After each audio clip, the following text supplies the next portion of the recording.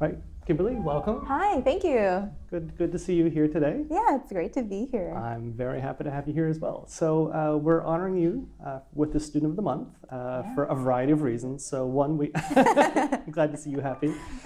So we know that you've been doing some good work outside the school. So you've been acting, doing some film work, some stage work, and then actually just booked some national commercials, right? Yes, I did. So I would love to hear about these. Yeah, I booked my first national TV commercial in June, and I'm really proud of myself because I'm about a year and a half out of drama school. So for me, it's something that I'm taking with a grain of salt and just keep going. And yeah, it's exciting. It's an exciting time. Well, so usually, we take something with a grain of salt when it's like bitter and you want to make it taste better, but this sounds like a pretty good thing to me. It is. I always, I think I need to stop making like myself smaller when things, it's because like it's like you don't know when it's gonna, you're always worried when you're an actor. I always feel like when's the next project coming, and you don't want to celebrate too much, even though you honestly really should celebrate. You really should if you book something. Yeah, but I shouldn't. You're right. I did it. I booked a commercial. Well, I feel sometimes I have the same thing. Like I feel like I accomplish things. I'm like, yeah, I don't really celebrate, and people are like, that's awesome, and I'm like, well, but yeah, I get that. I get that. What do you think that happens that way? Do you think this is particular to you? Do you think this is part of the acting world? Do you think this is part of the art world?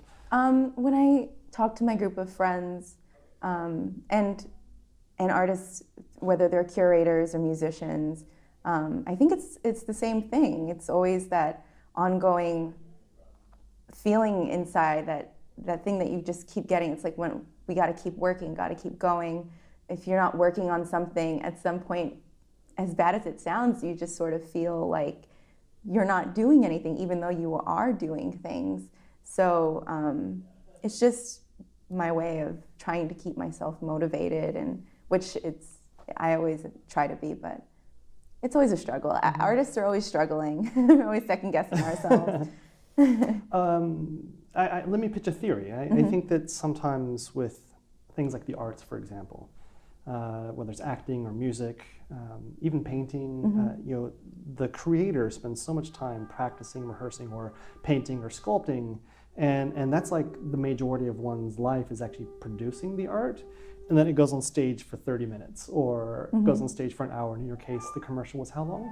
The commercial was, my spot was about like maybe 10 seconds. About 10 seconds, yeah. So you do all this work, right? And then it's like this really brief, finite thing. And I think it becomes really easy to just kind of look at the end product as a marker of what you've done, but it doesn't really tell the whole story of how you got there. Yeah, I mean, with commercials, it's a lot about being yourself or expressing, it's mostly just really about expressing yourself based on whatever the product is. And then when you are working on a play or a film, it's like, yeah, you do put a lot of yourself, a lot of vulnerability into something.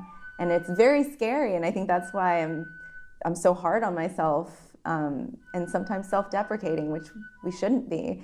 But it's that vulnerability that really puts you out there, and that's really what I've learned here at Sage. It's really the same thing when you're singing. It's actually a lot scarier. Singing is a lot scarier? For me, it's just like this huge emotion, and on stage, yes, you're expressing these huge emotions, but like you learn when you begin music, it's something that you can't express through words, and so that's really scary. I see. Interesting. Well, one of the things I feel like I've learned over time is that I feel like audiences are much more forgiving than we as performers think. Like in the end, they're there and they want you to do well, because no one wants to go to a show and like, I hope they don't pull it off. Like everyone's really rooting for you because they want that good experience too. Yes, I've learned that. Yeah, good. It took me a while. I think also, did you do degrees in drama or? My undergraduate degree was in television writing and producing. Okay. So I worked for ABC News out of college, and then I decided I wanted to be an actor. I didn't want to stay so objective about things. I wanted to have an opinion about it in a way that I could fully express myself. So that's why I decided to be an actress. and then I went to the Maggie Flanagan Studio. It's a conservatory in Chelsea, based in the Meisner technique, and I've just been going at it since. Yeah. Committed.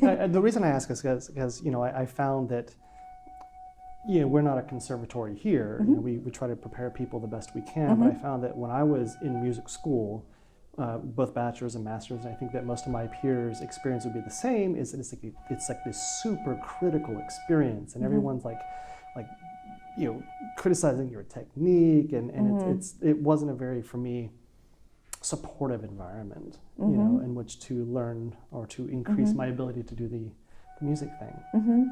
Do you feel it's different? Did you have a similar experience when you were in conservatory? Or? I think I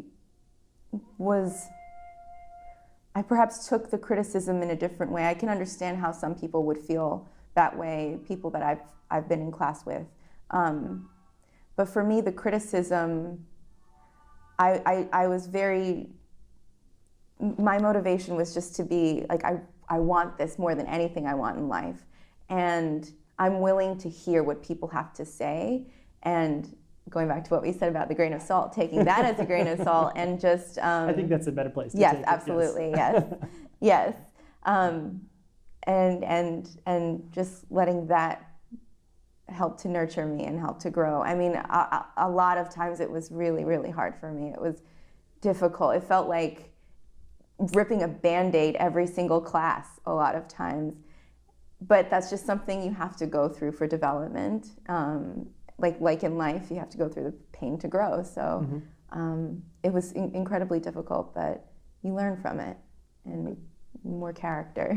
Well, I've seen you growing, by the way. I know that you talked about performances being scary in a certain way, and I've seen your ability to perform through the recitals here improve, and your confidence is increasing. Can you maybe talk a little bit about what you've done to kind of improve your confidence and your just ability, I'm gonna conquer the stage here?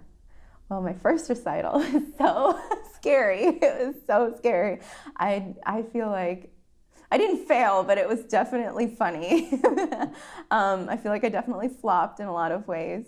I remember the first recital, I had to start over 3 times, and I didn't really fully even get through it because I was so scared. I was so nervous.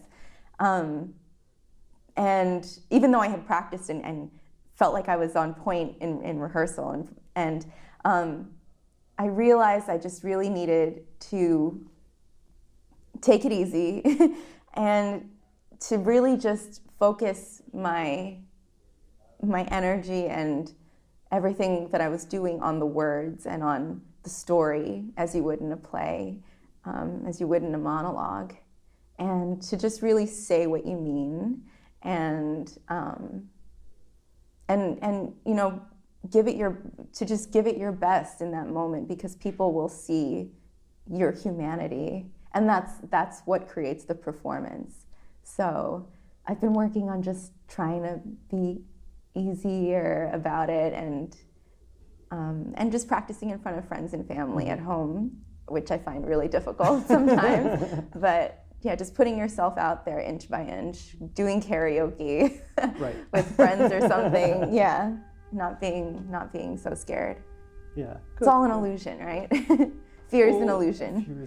Well, I'm not. Maybe it's an illusion. Maybe. For some people, they feel it very, very strongly. It's very real for some folks too. Yes, absolutely. One of the things I've been talking a lot recently with our teachers and a lot of the other students here is that, and I'm glad to hear you talk to some degree this way, is that there's the process, right? The learning and the growing, and there's the product, which just goes out, what goes out on stage. And it's really kind of cool that the people who focus more and more on the process and don't really think about the product that much are the ones who typically achieve more and are also less stressed and have less fear in the performance, because they can kind of trust in the work that they put in, and they see everything as this ability to grow and continually grow and gain competence. And do you feel like you focus more on the product, or do you feel like you focus more on the process? I think the process. I think it's the. I mean, you envision your product at the end, but I think the process for me is really important. The whole crafting, I think that's where the real meat is. That's where you get the most out of it. So it's the process for me. Okay, good. Yeah. Good. Yeah, I like that. So let's end here. So tell me, or not tell me, tell our friends out there, what advice would you give to someone looking to perform? I think if you're looking to perform, know that you are absolutely enough, and to give yourself to the story, and that it's not about you, and to enjoy it. Just enjoy it. Have fun. Don't let anything overwhelm you. Just enjoy it. Okay, great. Well, it's been a pleasure having you here, and I hope we can keep helping you improve and grow. And it's been great. Thank you. You're welcome. Thank you.